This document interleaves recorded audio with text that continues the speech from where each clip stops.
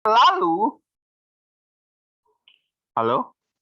Bisa dengar ya? Masih bisa ya? Karena ada suara recording. Dengar ya? Dengar, Pak. Oke. Jadi, Ya, Pak. harga ini ya, keuntungan 20%, 80.000, untungnya 20.000. Lalu ada beban pertanggungjawaban, yaitu strict liability.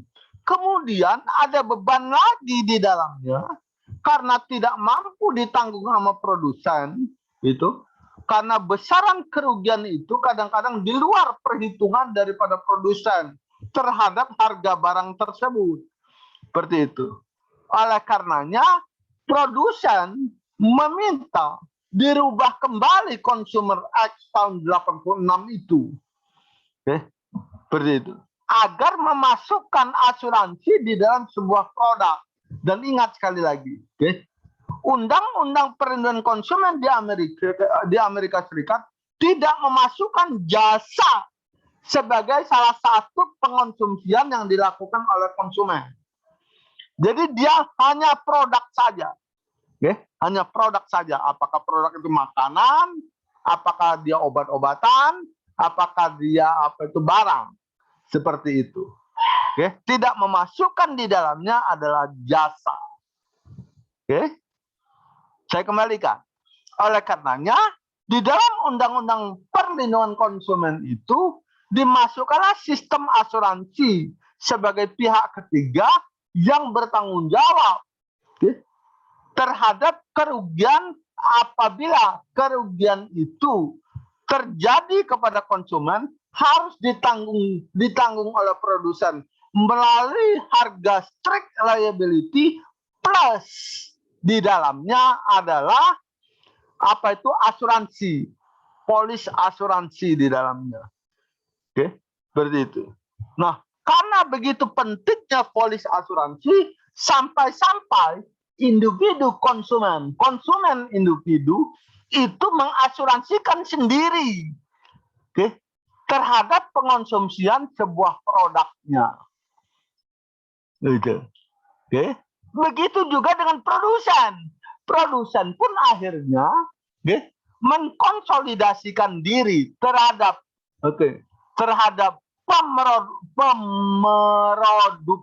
pemroduksian terhadap suatu produk yang sejenis. Jadi perusahaan A, perusahaan B, perusahaan C mengeluarkan produk sabun mandi. Ada yang namanya Lux, ada yang namanya Lifebuoy, ada yang namanya apa lagi? Lux, Lifebuoy, terus apa lagi?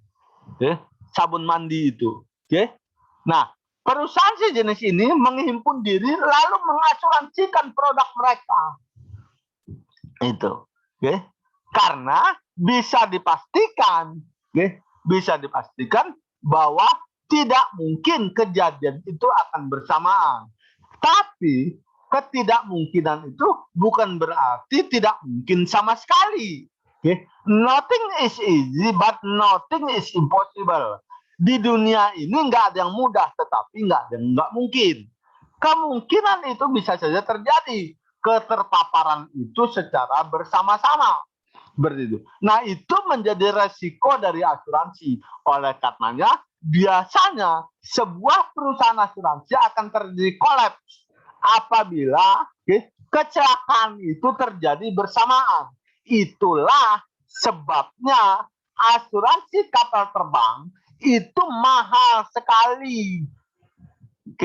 Begitu. Karena kalau kapal terbang itu jatuh, mati 145, maka 145 itu dibayar semua sama asuransi. Biasanya perusahaan asuransi itu akan bangkrut atau kolaps. Seperti itu. Nah, itu yang paling ditakuti oleh pihak asuransi apabila kecelakaan itu secara bersama-sama. Makanya, sekali lagi saya katakan saya nggak ngajar asuransi ya. Maksud saya, mekanisme asuransi sampai sedemikian rupa membackup konsumen agar konsumen tidak menemui kesulitan ketika persoalannya menjadi klaim dan mengklaim. Seperti itu. Paham ya? Nah, itu maksudnya. Jadi, pertanggungjawaban perlindungan konsumen itu ada 4. Pertama, caveat emptor. Kedua, caveat venditor. Ketiga, strict liability. Keempat, insurance mechanism. Caveat emptor dan caveat venditor itu berdiri sendiri. Caveat emptor dan caveat venditor itu berdiri sendiri. Oke. Strict liability itu tidak berdiri sendiri sekarang. Karena ketika strict liability itu dilakukan, maka resiko itu semakin besar. Karena resiko semakin besar, maka resiko itu tidak bisa dihadapi oleh perusahaan tersebut. Karena tidak bisa dihadapi hanya oleh perusahaan tersebut, maka resiko itu dia bagi kepada pihak ketiga. Dalam hal ini adalah asuransi. Seperti itu. Oke. Ya. Sampai sini Anda mau tanya? Ada, Pak. Ya. Izin Pak, dari hubungan produsen ke konsumen kan sistem pertanggungjawabannya one prestasi dan ada PMH, Pak. Kalau misalnya dari produsen menuju konsumen dengan memakai jasa kemitraan, kalau sekarang ini banyak menggunakan jasa GoSend ataupun GoFood, Pak. Artinya dari produsen itu untuk mendistribusikannya ke konsumen itu ada pihak ketiga GoFood ataupun GoSend. Nah, bagaimana Pak kalau kita melihat sistem pertanggungjawabannya apabila ada pihak ketiga, dalam hal ini dia bukan grosir ataupun retailer yang bisa dilakukan pertanggungjawaban seperti one prestasi, tapi ada jasa untuk mengantarkan dari produsen ke konsumen, Pak. Untuk konsep pertanggungjawabannya seperti apa, Pak, ya? Terima kasih, Pak. Ini yang harus diperbaiki di dalam sistem hubungan sistem hubungan antara konsumen sama produsen gitu. Seharusnya pihak retail atau GoSend atau Gojek itu turut serta bertanggung jawab gitu terhadap hubungan hukum ini. Saya tidak habis mengerti kalau sampai gitu Gojek itu atau sistem Shopee itu tidak bertanggung jawab terhadap produk, di mana produk itu dia yang kirim, seperti itu. Oke. Nah, ini yang harus diakomodir oleh Undang-Undang Perlindungan Konsumen. Undang-Undang Perlindungan Konsumen sangat membingungkan saya, gitu. Kenapa ini belum dirubah undang-undang ini? Kenapa belum dirubah? Karena lagi-lagi tidak ada pemodalnya. Ketika undang-undang itu tidak ada pemodalnya di Indonesia, dia akan sulit, gitu. Contohnya KUHP. KUHP itu sudah mau diganti sejak tahun 70-an. Sampai hari ini belum diketok palunya. Karena apa? Karena nggak ada duitnya. Gitu. Oke.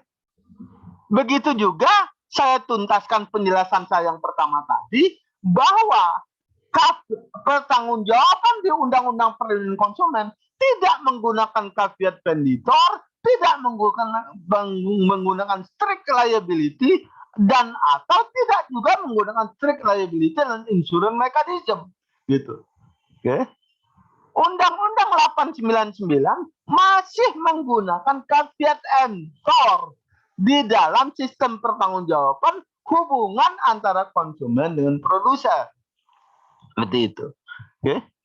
Nah, seyogyanya kalau dia masih menggunakan caveat emptor seperti itu, maka dia merujuk kepada hukum acaranya. Hukum acaranya adalah hukum acara keperdataan. Dalam hubungan hukum keperdataan, maka saya mengatakan Gojek, GoFood, Shopee itu harus ikut bertanggung jawab. Sekalipun tidak 100%, maka minimal ada prosentase dari hubungan hukum itu yang dia harus mengeluarkan pertanggungjawabannya. Sekali lagi saya katakan bahwa pertanggungjawaban dalam keperdataan tidaklah pertanggungjawaban dalam pemidanaan. Pertanggungjawaban itu adalah ganti kerugian, gitu. Jadi seharusnya Shopee, ya, Gojek, GoFood, apalagi Gokar, itu, apalagi Grab, apalagi Maxim, itu bukan cuma penyedia layanan elektronik, gitu, tapi dia ada dalam jalur hubungan hukum produsen dan konsumen, di mana dia masuk dan sistem perjanjian tersebut. Karena dia adalah subjek hukum dari perjanjian tersebut. Produsen sama konsumen ada. Kalau GoFood sama Grab, kalau Grab, Gojek dan Maximnya nggak ada, nggak sampai itu. Ya, seperti itu. Kenapa JNE bisa bertanggung jawab sebagai pengirim sebuah produk apabila produknya cacat atau produknya rusak? Kok Gojek, Grab, dan Shopee maupun Maxim tidak bertanggung jawab terhadap hal tersebut? Oke, tinggal saja di muka persidangan dalam hukum acara keperdataan, hakim harus menggali semua fakta hukum yang terjadi sehingga siapa yang bertanggung jawab terhadap apa, itu harus dibebankan tanggung jawabnya. Tidak boleh ngeles, tidak boleh mengelak, dari sistem pertanggungjawaban ini. Ya. Kan kalau dilihat sederhana, bahasa Lampungnya, Grab kan aku bangnya nogawo. Mau enaknya, gelem enaknya dewe wae, kan? Gitu. Ya.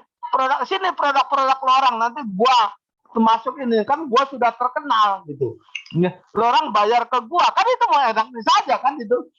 Mau masuk sebagai pihak ketiga, tapi tidak mau masuk dalam pertanggungjawaban terhadap produk itu. Walaupun ada perjanjiannya bahwa saya tidak bertanggung jawab terhadap iklan ini. Contoh di TVRI, ya kan? TVRI di TV-TV. TVRI, TV kami tidak bertanggung jawab terhadap dampak dari iklan ini. Tapi jangan lupa, dia sudah punya warning terhadap hal itu. Warningnya bahwa rokok ini, ya kan, iklan rokok ini tidak boleh diiklankan di bawah jam 10 malam. Seperti itu, ya kan? Iklan alat kontrasepsi ini tidak boleh diiklankan secara vulgar di bawah jam 11 malam. Seperti itu. Oke?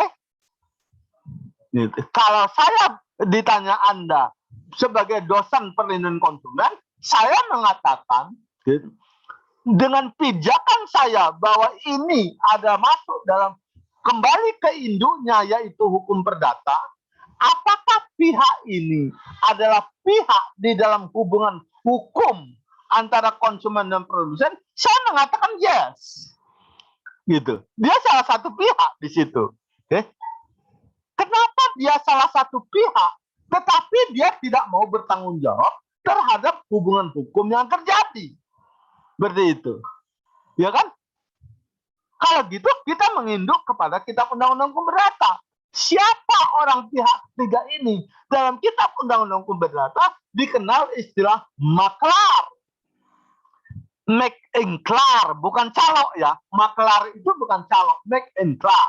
Itu adalah pihak yang berada di posisi antara pihak A dan pihak B, subjek hukum A dan subjek hukum B, yang akan mengakomodir kebutuhan subjek hukum A dan subjek hukum B. Namanya itu adalah maklar. Itu. Oke. Nah, kalau mau dirujuk ke situ, pihak ketiga yang diidentifikasi oleh Trisda Rio Ari ini, itu kan sama posisinya. Seperti maklar itu. Kenapa maklar bisa jadi subjek hukum? Kok dia tidak mau jadi subjek hukum yang bertanggung jawab terhadap hubungan hukum itu? Lalu jalan keluarnya bagaimana, Pak? Jalan keluarnya yang tercepat, maka pemerintah harus mengakomodir hal tersebut dengan peraturan pemerintahnya. apapun namanya, apakah dia kepres, apakah dia Kepmen, atau dia apalagi instruksi presiden, seperti itu. Orang-orang yang berada di dalam organisator, di mana konsumen itu tempat berlindung, seperti itu. Yang kedua, dalam jangka panjang, Undang-Undang 899 ini harus segera diperbaharui. Saya mengusulkan adanya kodifikasi Undang-Undang Perlindungan Konsumen. Gitu. Untuk mengakomodir apa? Untuk mengakomodir konsumen-konsumen yang tidak ada di dalam Undang-Undang Perlindungan Konsumen. Gitu. Kan sekarang ini jadi centang perenang, nggak karu-karuan saya melihatnya. Masa perbuatan hukum perbankan dimasukkan Undang-Undang Perlindungan Konsumen, gitu. Kan sudah ada Undang-Undang hukum perbankan, Undang-Undang perbankan untuk mengatur hubungan antara kreditur dengan debitur.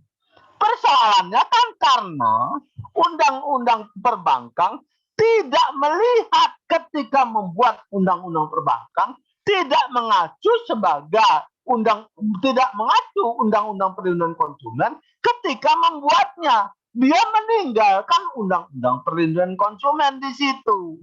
Oleh karenanya, saya mengusulkan Undang-Undang Perlindungan Konsumen dikodifikasi, bukan dimasukkan ke dalam Omnibus Law.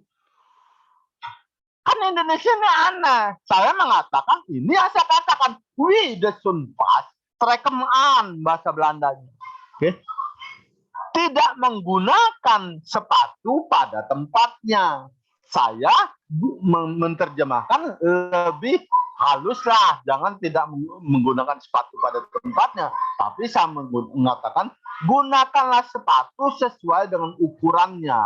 Jangan sampai orang Indonesia tidak menggunakan ukuran dalam memakai sepatunya. Itu yang saya contohkan, bahwa orang Indonesia melupakan sistem hukum Eropa kontinental yang sudah dipelajari di berbagai fakultas hukum di seluruh Indonesia dengan serta-merta menggunakan sistem hukum common law. Untuk mengatasi ketidaksinkronan peraturan perundang-undangan baik horizontal maupun vertikal, maka undang-undang di Indonesia menggunakan sistem kodifikasi, sinkronisasi, baik sinkronisasi vertikal maupun sinkronisasi horizontal dalam metodologi penelitiannya, bukan menggunakan Omnibus Law. Omnibus Law itu adalah sistem hukum common law, di mana common law itu tidak ada kodifikasi. Common law itu menggunakan undang-undang, menggunakan presiden. Ketika presiden peristiwanya berubah, maka undang-undangnya akan berubah. Gitu. Akibat perubahan-perubahan ini, terlalu cepat perubahan-perubahan ini, akhirnya mereka punya alat namanya Omnibus Law. Dimasukkan ke dalam bus yang besar semua undang-undang itu, lalu didudukkan pada tempat-tempatnya. Makanya namanya Omnibus Law, bus, kendaraan ditaruh di kursi-kursinya undang-undang itu. Sehingga berbagai undang-undang silakan saja masuk ke bus itu. Tapi mereka punya alat untuk mendudukkan di kursi-kursi yang tepat. Walaupun undang-undangnya berbeda. Seperti itu. Nah, Indonesia ini tidak punya pengalaman untuk itu. Dia mau coba-coba. Nah, coba-coba inilah menjadi masalah. Gitu loh. Yang jadi masalah itu karena coba-coba ini. Saya katakan Indonesia masuk ke dalam wilayah we the sunpat trekken aan, menggunakan sepatu tidak pada tempatnya. Saya lebih halus mengatakan bahwa terjemahan we the sunpat trekken aan itu adalah gunakan sepatu sesuai ukuranmu. Jangan seperti cerita seorang profesor berangkat seminar selama 1 bulan di Amerika Serikat. Dia mengikuti simposium di Amerika Serikat selama 1 bulan. Baru 2 minggu dia di Amerika Serikat, lalu dia kehabisan baju, kemejanya habis. Oke. Karena kemejanya habis, besok mau dipakai, akhirnya dia masuk ke supermarket. Dia beli sebuah baju dengan ukuran yang sama, ukurannya L. Dia pakai ukuran L. Dia ambilnya L, dibayarnya di kasir. Ketika sampai di hotel, dia coba, ternyata L dia kebesaran. Kenapa bisa kebesaran sama-sama L? Karena L Amerika berbeda dengan L-nya Indonesia. Oke. Jadi para wanita ini yang masih jomblo-jomblo jangan mau termakan oleh opini kawin sama bule. Jangan. Oke. Karena bule itu bukan ukuran kita. Oke, yang cewek-cewek ini. Oke. Berarti jangan termakan, oh perbaikan keturunan Pak. Jangan. Oke. Khawatir karena mereka sangat individual, sedangkan kita adalah orang komunal, nanti di tengah jalanan berpisah. Ketika berpisah, Anda mau menikah lagi sama orang pribumi, orang Indonesia, kan geli rasanya. Ya kan? Yang tadinya pakai ukuran besar, sekarang pakai ukuran kecil. Seperti itu. Jadi berpikir dulu, oke? Nggak usah senyum-senyum, Sarifah. Oke, saya lanjutkan. Ada pertanyaan lagi? Cukup ya, Chris Dario, Hari? Baik Pak, terima kasih Pak. Ya, ada lagi pertanyaan? Lebih baik diskusi aja kayak gini. Gitu. Ada yang sudah jadi ininya, apa ini, artikelnya. Saya berharap minggu depan saudara sudah apa itu mempresentasikan artikel saudara. Ya. Oke. Artikel saudara tentang perlindungan konsumen dipresentasikan gitu. Karena saya kira nggak membutuhkan waktu yang lama ya, karena hanya 15 sampai dengan 30 halaman itu. Oke. Ada pertanyaannya di sini?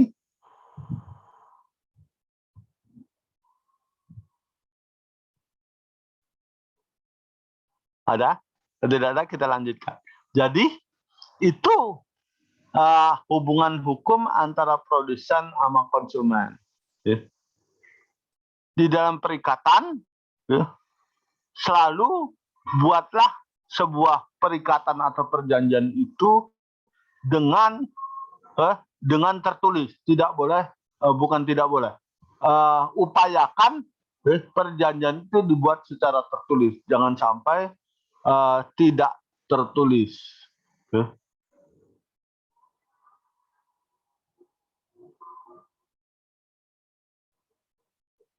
Oke, ada pertanyaan lagi sampai ini? Cukup ya? Cukup, nggak usah banyak-banyak. Orang itu masih aja, gitu kan? Orang itu kan masih aja ngikutin syahadat aliran sesat itu kan ya. Banyak membaca, banyak lupa. Sedikit membaca, sedikit lupa. Akhirnya saudara nggak baca apa-apa kan? Ya kan? Sampai hari ini jangan-jangan Anda belum punya Undang-Undang Perlindungan Konsumen, belum punya bukunya Pak Wahyu, hukum perlindungan konsumen yang sangat dasar itu. Oke. Seperti itu. Kalau toh ada yang ada, jangan-jangan sudah dijual lagi itu waktu S1-nya. Oke. Undang-Undang Perlindungan Konsumen, hukum perlindungan konsumen, apakah lagi buku yang berbahasa Inggris. Oke. Saya berharap sekali saudara-saudara dalam menulis artikelnya, itu mengutip artikel-artikel yang saya tulis di jurnal-jurnal internasional itu. Oke. Jangan sampai Anda tidak mengutip tulisan-tulisan saya di jurnal internasional tersebut. Anda bisa buka di Google Scholar saya, Dr. Hamzah SHMH. Dari situ Anda bisa menelusuri jurnal internasional yang saya tulis. Atau Anda bisa ketik juga di Scopus. Kalau tidak tahu membuka Scopus, saya ajarkan.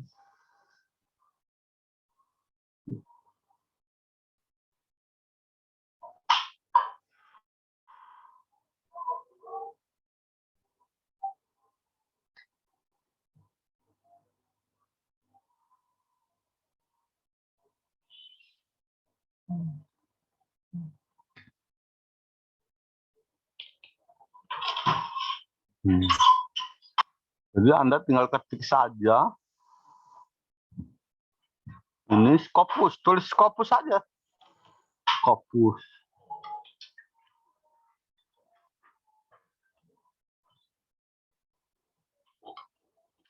Scopus. Oke. Nanti terlihat nih Scopus ini. Oke. Anda klik nih. Scopus.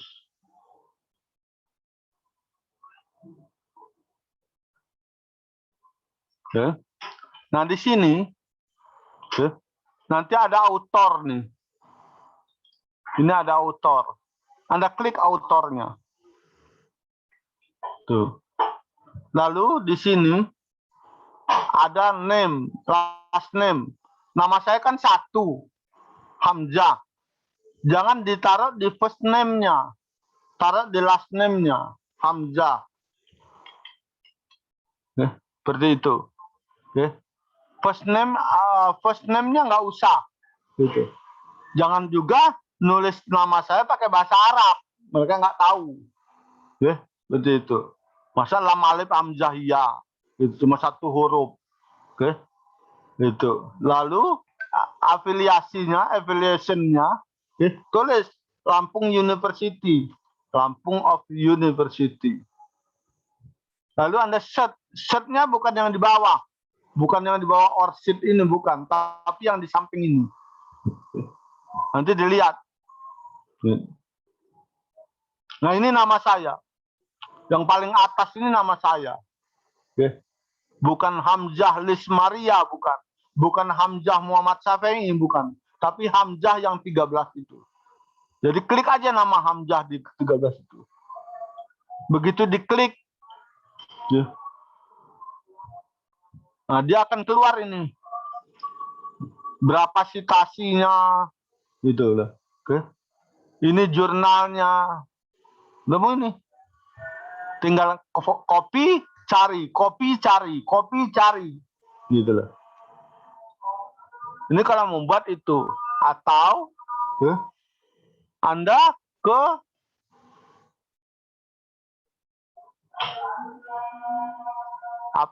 ke Google Scholar. Kalau mau Google Scholar, kalau nggak tahu ngomong ya. Di Scopus tulis Dr. Hamzah, Google Scholar. Google Scholar.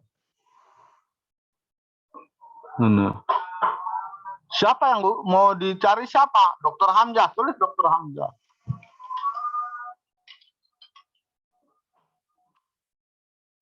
Nah, ini ada Google Scholar Dr. Hamzah.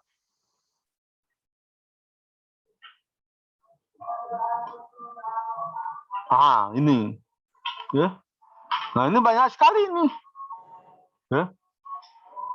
Ini.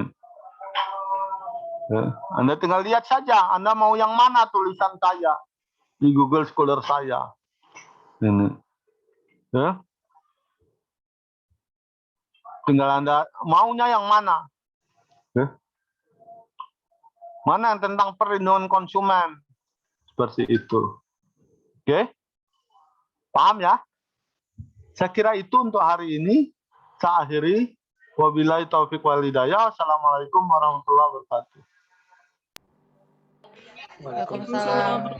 Terima kasih, Prof. Terima kasih, Pak. Ya, sama-sama.